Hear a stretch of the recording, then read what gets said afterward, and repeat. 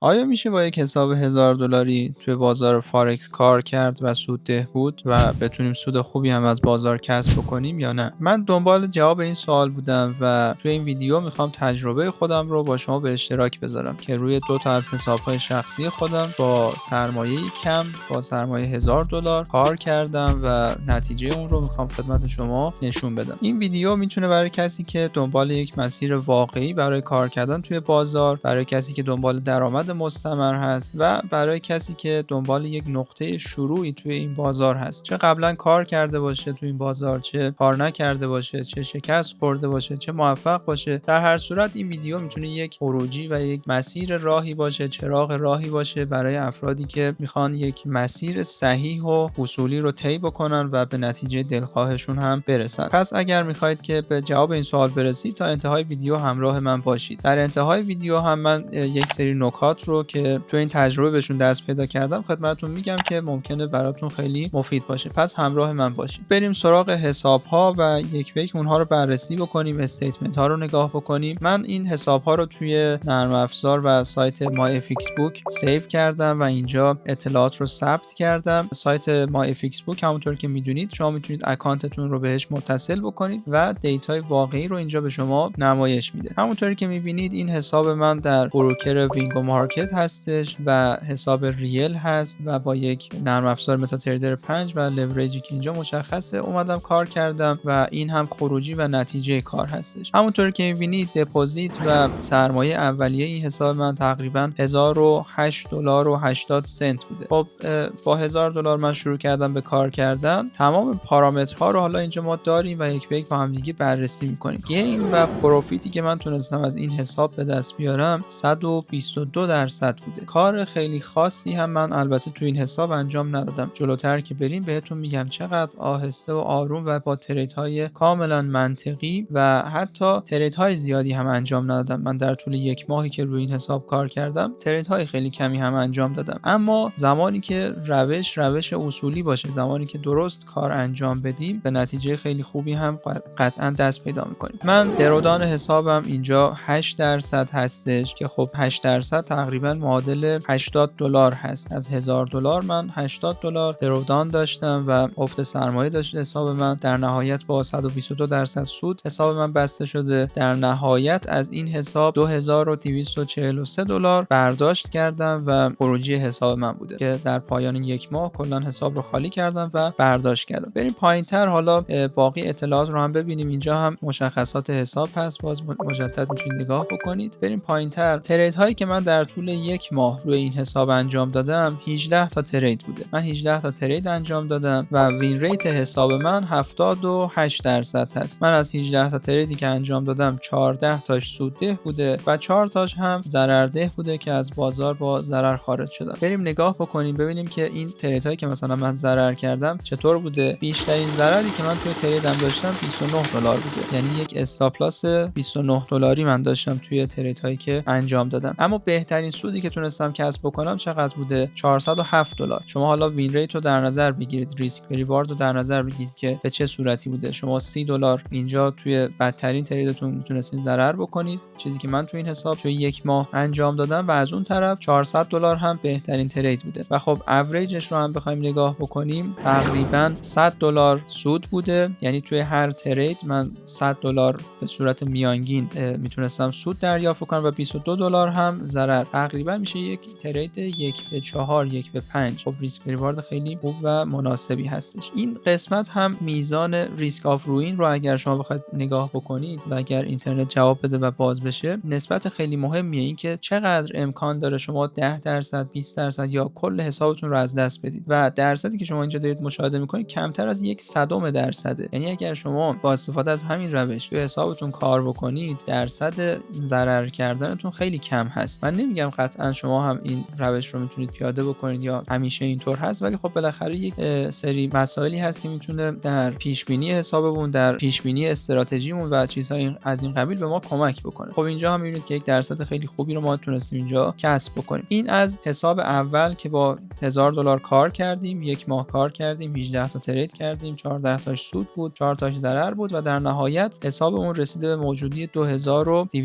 $2250 $50 تونستیم حسابمون رو برسونیم. بریم وارد استیتمنت حسابمون بشیم، تک تک ترید ها رو هم با هم دیگه بررسی بکنیم، ببینیم که چطور بوده. ببینید ترید هایی که من انجام دادم روی پوند بوده، روی یورو بوده. تقریبا توی این حساب فقط روی همین دو تا جفت ارز کار کردم. شما اینجا هم میتونید ببینید که من چقدر سود کردم، چقدر ضرر کردم. حجم ترید ها هم حجم خیلی زیادی نیست و همونطوری که میبینید من خیلی محدود کار کردم. یعنی حتی در طول یک روز ممکنه که زمانی که دیدم فرصتی برای ترید کردن نیست، برای معامله کردن نیست، وارد بازار نشدم. در طول هفته همینطور. خیلی نیازی نیست که حتما ما هر روز چندین تا ترید داشته باشیم. نه، یک موقعیت خوب داشته باشیم، به اون موقعیت خوب ترید انجام بدیم برای ما کافیه. به عنوان مثال شما نگاه بکنید، من اینجا 29م ترید کردم. پایینتر میایم تاریخ بعدی که ترید انجام دادم 21م، یعنی تقریبا 7-8 روز فاصله، یک هفته فاصله. یک بار من ترید کردم در هفته، دیگه ترید نکردم تا هفته آینده. همینطور پایینتر که میریم ببینید باز 21م آخرین ترید بوده، اینجا باز 13م ترید کردم. یعنی من در طول یک ماه هر هفتهشو فقط یک بار ترید کردم، یک روزش رو ترید کردم. باید دقت بکنیم که ما نیاز نیست حتما در طول یک ماه کل روزها رو بشینیم و ترید بکنیم. و خب این هم خروجی حساب هستش که کاملا مشخصه. بریم حساب بعدی رو با هم دیگه بررسی بکنیم، ببینیم که حساب بعدی چطور هستش. این هم حساب دومی هست که باز مجدد من کار کردم. حساب ریل هست در بروکر آلپاری، نرم افزار متا تریدر 5. همونطوری که میبینید من اینجا هم تقریبا دیگه $970 تو این حساب واریز کردم و چیزی که از حساب برداشت کردم $5365.96 بوده. من $1000 واریز کردم و تقریبا 5000 خورده از حساب برداشت کردم. 453% تونستم از این حساب سود کسب بکنم، پروفیت کسب بکنم و خب 1% خیلی خوب و عالی هستش. با یک موجودی کم شما میتونید اینقدر کار بکنید در طول یک ماه. بریم تک تک فاکتورها رو باز مجدد بررسی بکنیم، ببینید درودان این حساب با اینکه سود بیشتری هم کسب کردیم اما خیلی کمتره. 46% هست، کمتر از 0.5% ما فقط درودان داشتیم تو این حساب. بریم پایینتر باز فاکتورها رو با هم دیگه بررسی بکنیم، ببینیم وین ریت این حساب 94%.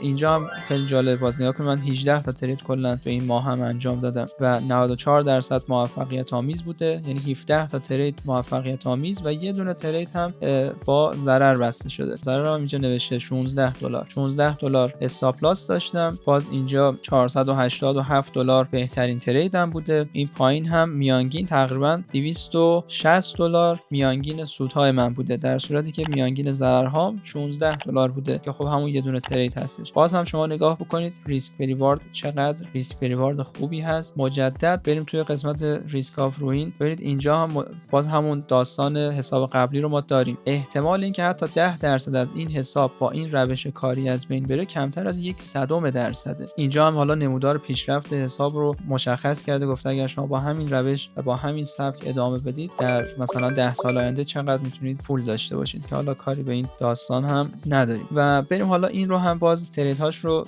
بررسی بکنیم. اینجا درودان رو هم نگاه بکنیم ببینیم که اگر نشون بده نمیاره. خب بریم سراغ خود ترید ها و استیتمنت حساب. ببینید اینجا باز حالا نگاه بکنیم من $970 واریز کردم و روی یورو کار کردم، روی پوند کار کردم، مجدد یورو، طلا. برداشت از حساب من $5365 بوده توی بروکر آلپاری و حساب ریل. این چیزی که من الان خدمت شما نشون دادم تجربه‌ای هست و می‌خواستم این رو به شما نشون بدم و بگم که شما با یک حساب کوچیک، با یک حساب $1000 میتونید یک درآمد خیلی خوبی داشته باشید. حالا من انتظار این که شما بخواید دقیقاً همین رو کپی بکنید ندارم، ولی این رو باید در نظر بگیریم. مثلا همین الانی که من ویدیو رو دارم ضبط می‌کنم و خدمت شما دارم این مطالب رو میگم، حقوق کارمند بالوش 20 میلیون 30 میلیون تومان هستش و شما برای اینکه در سطح یک کارمند بتونید از این بازار پول کسب بکنید نیاز به این دارید که ماهیانه 10%، 20%، 30% با یک حساب $1000 سود کسب بکنید. حالا این 10 20 30% که میگم یعنی عدد خیلی زیادی نیست، کلا $200 $300 شما سود کسب بکنید و به صورت مستمر از میانگین جامعه شما رتبتون بالاتره از لحاظ درآمدی و خب یک رقم خوبی هست. حالا چند تا نکته رو هم به عنوان خاتمه کار خدمتتون عرض بکنم. از نظر اینکه چه روشی استفاده کردیم، چه تریدهایی انجام دادیم، این که کاملا مشخص. قبلا آموزش‌ها رو توی همین کانال براتون قرار دادیم، همشون هم رایگان هستش، میتونید برید نگاه بکنید و تک تک ستاپ‌ها، تک تک مسائل رو من قبلا خدمتتون توضیح دادم دادم و میتونید برید اونها رو مطالعه بکنید. اما نکته خیلی مهمی که وجود داره که قبلا هم توی کانال باز راجبش ویدیوهای زیادی آماده کردیم و خدمتتون قرار دادیم، بحث کنترل احساسات هست. همونجوری که بهتون گفتم مثلا من توی یک ماه تعداد خیلی کمی ترید انجام دادم. من کلا 18 تا ترید چه روی این حساب چه روی حساب دیگه کلا 18 تا ترید انجام دادم. این نشون دهنده اینه که ما باید دنبال موقعیت خوب باشیم توی بازار و هر لحظه وارد بازار نشیم. صبر کنیم، موقعیت خوب به وجود اومد، ریسک ریوارد خوب داشتیم، تونستیم انتظار یک معامله خوب رو داشته باشیم، اونجا وارد بازار بشیم. قرار نیست حتما توی تک تک حرکات بازار ما بریم ترید بکنیم، یا اینکه اگر خدای نکرده یه جای وارد ضرر شدیم بتونیم جلوی ضررمون رو بگیریم. اینا نکات مهمه، اینکه بتونیم احساساتمون رو کنترل بکنیم. در نهایت بخوام خدمتتون کلید اصلی رو بگم، در بازار فارکس، در بازارهای مالی ما هیچ میانبری نداریم و این رو از من به یادگار داشته باشید که هر چقدر